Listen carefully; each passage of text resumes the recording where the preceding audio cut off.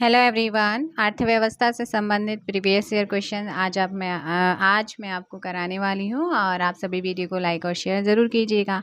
Exam में जाने से पहले प्रीवियस ईयर ज़रूर देखना, क्योंकि यहाँ से अक्सर क्वेश्चन बनते हैं। भारत में वित्त आयोग का प्रधान कार्य क्या है? जो वित्त आयोग है हमारा, उसका प्रधान मुख्य कार्य क्या होता है? केंद्र और राज्यों के बीच में राजस्व वितरण करना।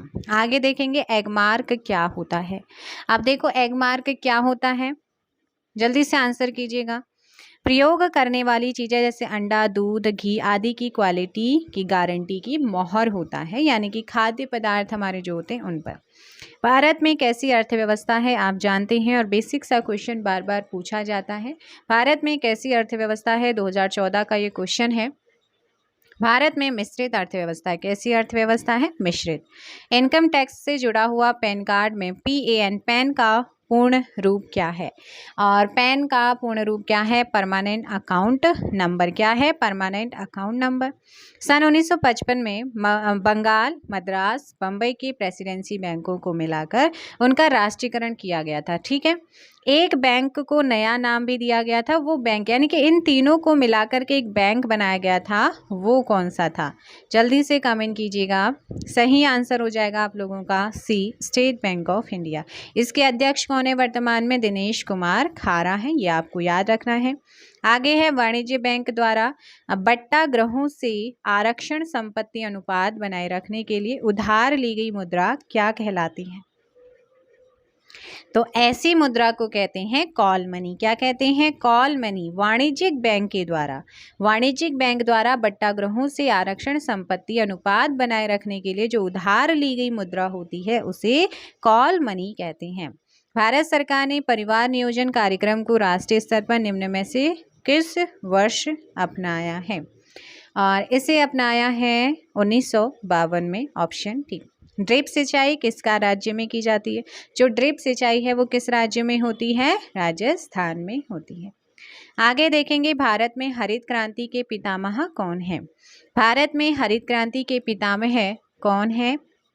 ऑप्शन बी, MS स्वामीनाथन को हरित क्रांति का पिता माना जाता है। दुग्ध क्रांति का डॉक्टर वर्गीस कुरियन को, हरित क्रांति का विश्व में पितामह नॉर्मन बोरलॉग को माना जाता है।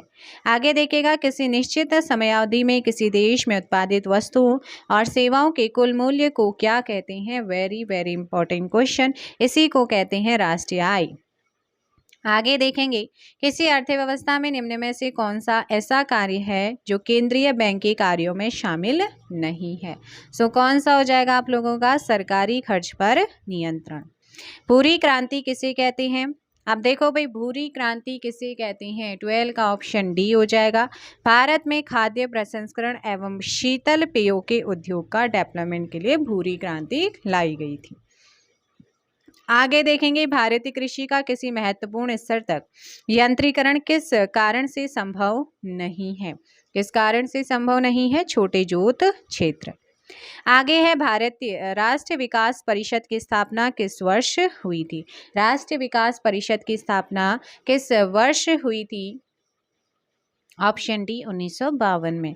SEZ का पूर्ण रूप क्या है? SEZ का पूर्ण रूप है स्पेशल इकोनॉमिक जोन। निम्न में से कौन सी रबी की फसल नहीं है? इनमें से कौन सी रबी की फसल नहीं है? वो है आपका चावल। चावल रबी की फसल के अंदर नहीं आता है। योजना आयोग के पहले अध्यक्ष कौन थे? योजना आयोग के प्लेस पे वर्तमान में जो है नीति आयोग है, बट जब ये बना था उस समय योजना आयोग था। तो आप बताइए कि इसके अध्यक्ष कौन थे? पंडित जवाहरलाल नेहरू थे। देखिएगा, जो हमारा योजना आयोग है या नीति आयोग वर्तमान में, ठीक है, इसके जो अध्यक्ष होते हैं वो प्रधानमंत्री ही होते हैं। जैसे नीति आयोग के जो पहले अध्यक्ष बने हैं वो नरेंद्र मोदी बने हैं, और वर्तमान में भी वही हैं।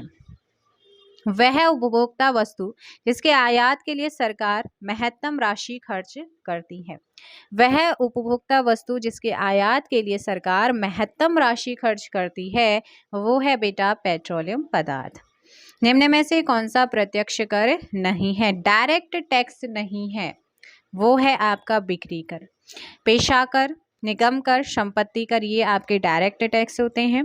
10वीं पंचवर्षीय योजना का उद्देश्य क्या है? Very important question. सही आंसर, मानवीय संसाधनों का विकास ही 10वीं पंचवर्षीय योजना का उद्देश्य था। पंचायती राज किस योजना में प्रस्तावित हुआ? जो पंचायती राज है ये किस योजना में प्रस्तावित हुआ था? Option B second. योजना आयोग का पदेन अध्यक्ष कौन होता है? अब देखो, योजना आयोग आए या नीति आयोग आए, इनका जो पदेन अध्यक्ष होता है वो प्रधानमंत्री होता है। नेक्स्ट क्वेश्चन है, प्रथम पंचवर्षीय योजना कब लागू की गई थी? जो पहली पंचवर्षीय योजना है ये किस वर्ष लागू हुई थी? 1 अप्रैल 1951 को। 13वीं वित्त आयोग का अध्यक्ष किसे बनाया गया है? 13वीं वित्त आयोग का अध्यक्ष किसे बनाया गया है? 24 करेक्ट आंसर डी, डॉक्टर विजय एल केलकर को बनाया गया। 2008-9 के बजट के अनुसार करों पर शिक्षा उपकर का प्रतिशत कितना है? ये आपका है B, option B correct answer हो जाएगा। एंड लास्ट क्वेश्चन है, भारतीय रिजर्व बैंक के नवनियुक्त गवर्नर कौन है?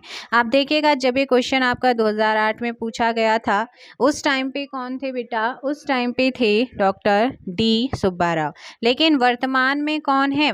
शक्तिकांत दास है, ये याद रखना। अब ऑप्शन में आपको शक्तिकांत दास देखने को मिलेगा, इसलिए आप इसे यहाँ पर ध्यान देंगे। तो फ्रेंड्स, ये थे आपके बीएड में आए हुए अब तक के कुछ महत्वपूर्ण क्वेश्चंस। आई होप आप लोगों को सेशन पसंद आया होगा। एक चीज़ और बता दूं, बैंकों का bank reserve bank of India को कहते हैं। इसका गठन 1 अप्रैल 1935 को हुआ था और हाल ही में अप्रैल मंथ गया है तो इसका स्थापना दिवस भी सेलिब्रेट किया गया। और 1 अप्रैल को ही उड़ीसा का स्थापना दिवस, जिसे उत्कल दिवस के रूप में आप जानते हैं, वो भी मनाया जाता है। Thank you so much.